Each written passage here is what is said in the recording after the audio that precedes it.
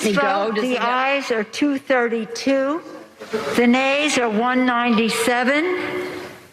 The resolution is adopted. Without objection, the motion to reconsider is laid upon the table. Congratulations.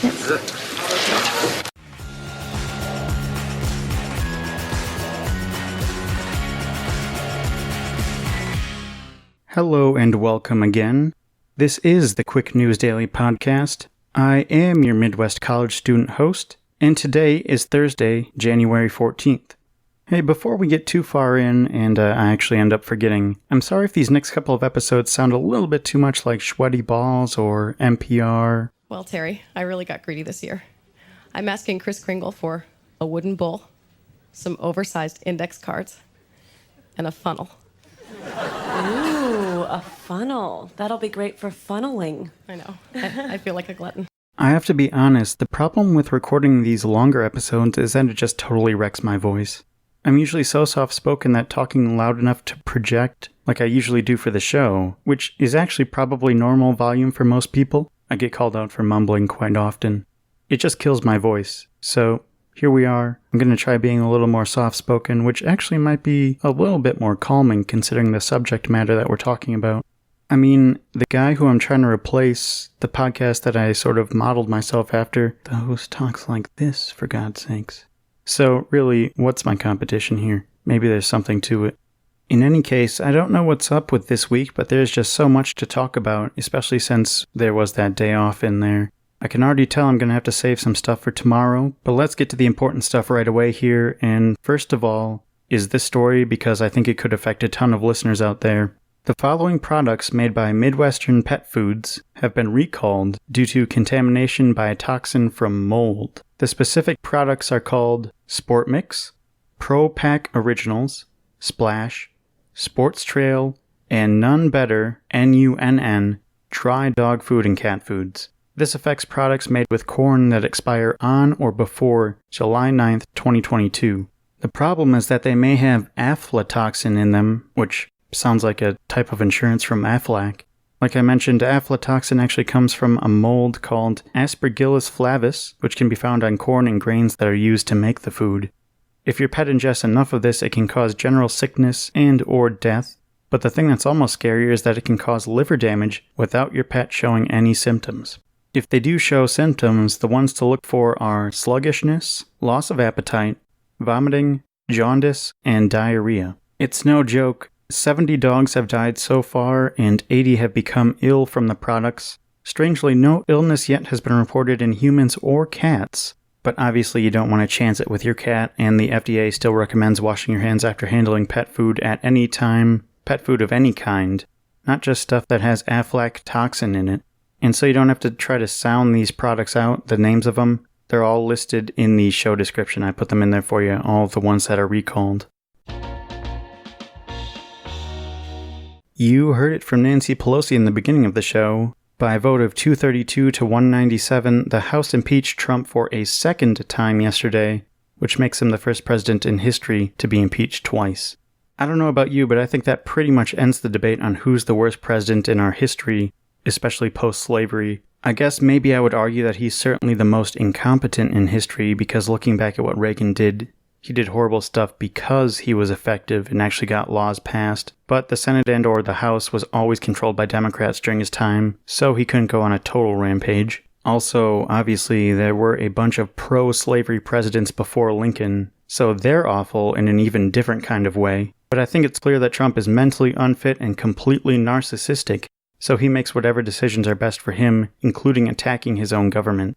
I guess the notable news was that this time there were actually 10 Republicans in the House who joined in, as opposed to 0 the last time. One of the Republicans who voted to impeach him, I forget his first name, but it was Representative Meyer, maybe Matt?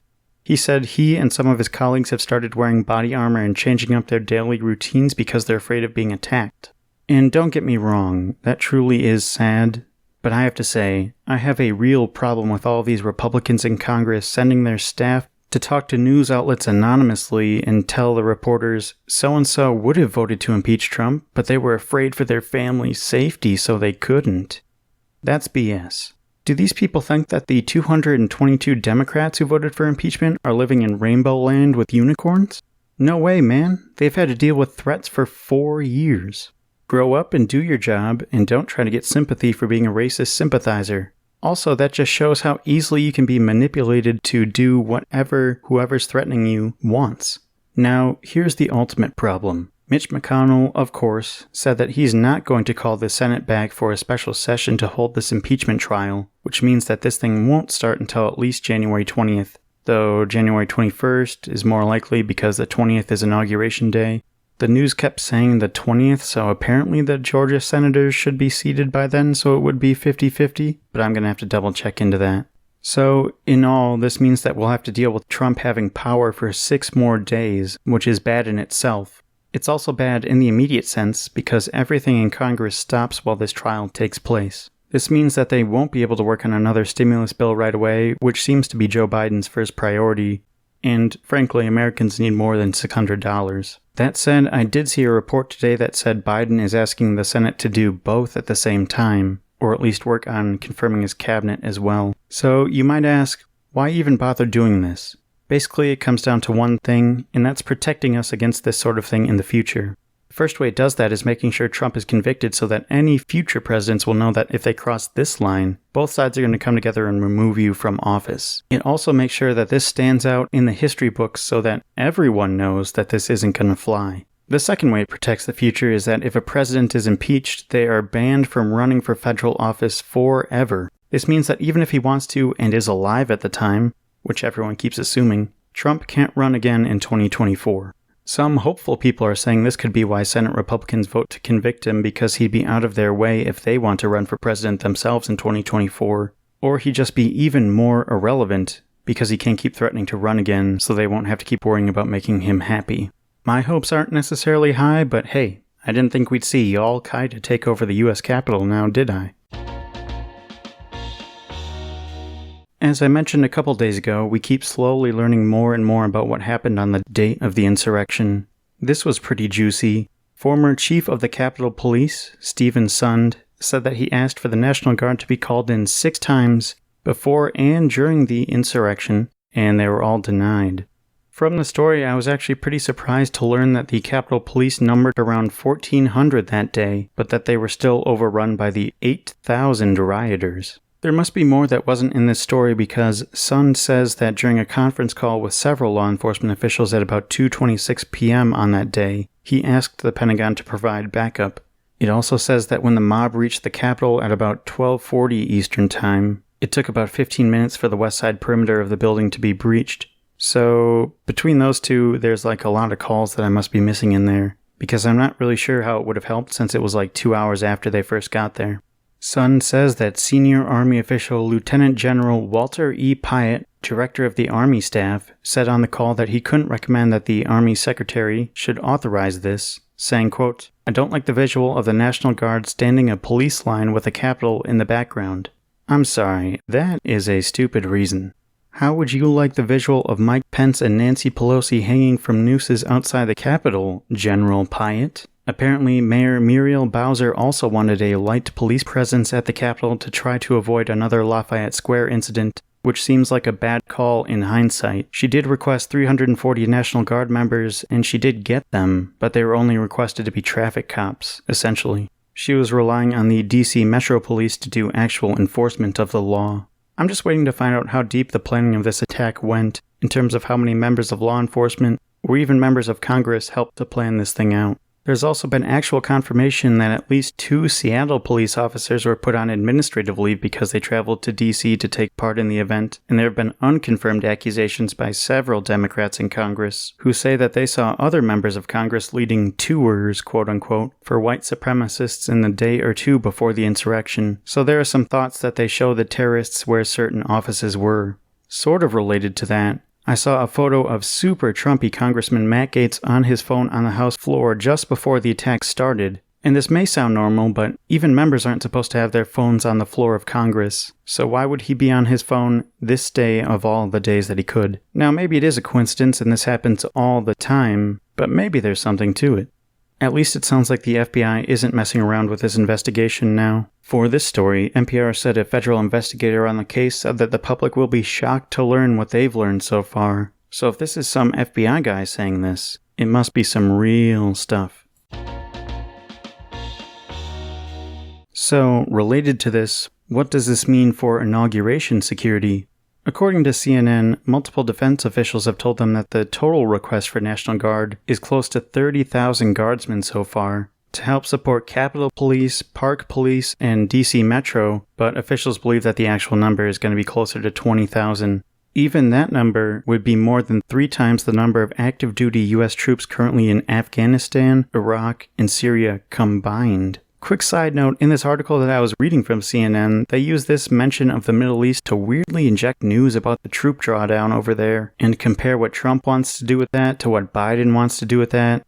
It's really just awkwardly shoehorned in there like they didn't have enough for a full story on its own, but the writer wanted it in there because they had to spend time doing research for it and didn't want it to go to waste. It was just bizarre.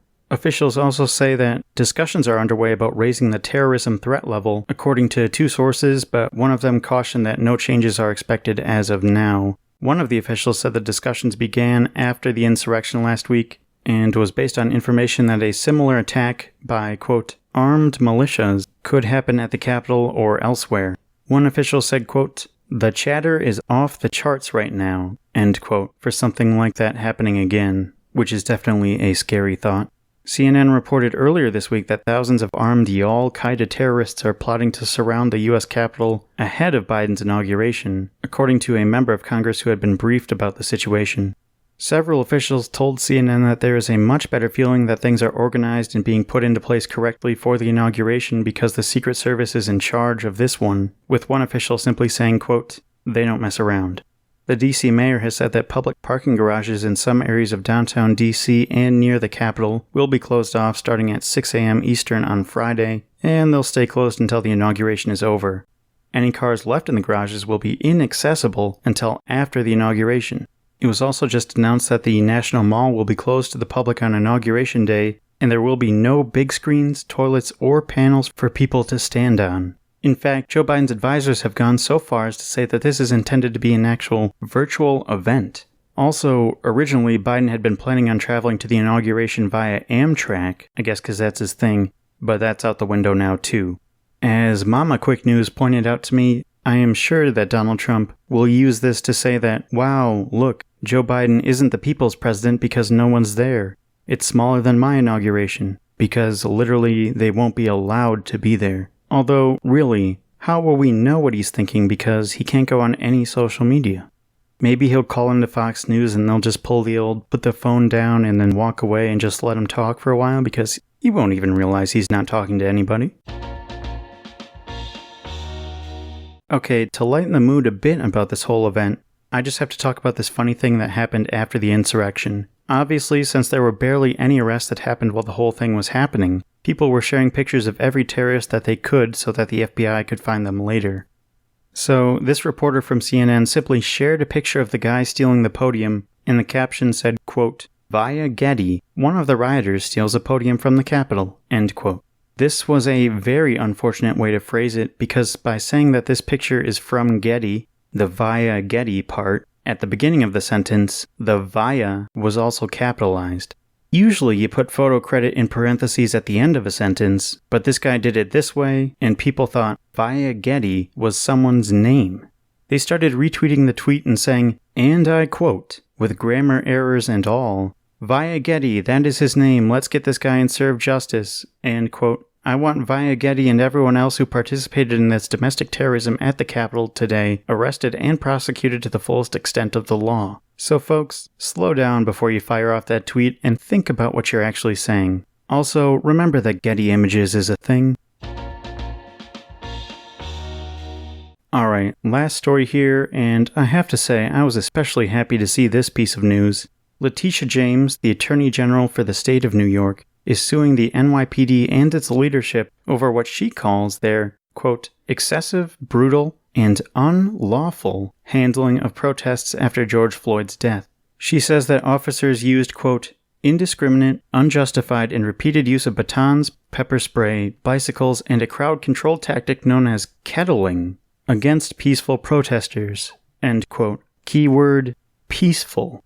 She continued to skewer them by also saying, quote, over the past few months, the NYPD has repeatedly and blatantly violated the rights of New Yorkers, inflicting significant physical and psychological harm and leading to great distrust in law enforcement. End quote. Of course, the NYPD deputy commissioner came out and said that the department is open to reform, but that, quote, more oversight does not speed up the process of reform, end quote. Well, Mr. Deputy Commissioner, we wouldn't need another layer of oversight if the oversight you're doing actually worked, now would we? In this suit, the state used some of the more than 1,300 complaints and 300 written statements as evidence, including that of Rain Valentine, who recorded 6 NYPD officers using physical force against a protester in a subway station. After his shift at a local hospital, Valentine started recording. When the officer told him to back up, and he did, Valentine says that the officer charged him anyway and that, allegedly, multiple officers hit and kicked Valentine for about 90 seconds. He had to turn right around, go back to the hospital he just got done working at, and get 7 staples for a wound on his head. According to this CNN article, quote, the AG says that officers struck protesters with blunt instruments at least 50 times, unlawfully deployed pepper spray on at least 30 occasions, and pushed or struck protesters at least 75 times. End quote. She also states that police arrested 12 legal observers for violating curfew, even though legal observers and medics were exempt from the curfew. Now, doesn't that seem convenient? Arresting the people who are making sure you're following the law. Life hack.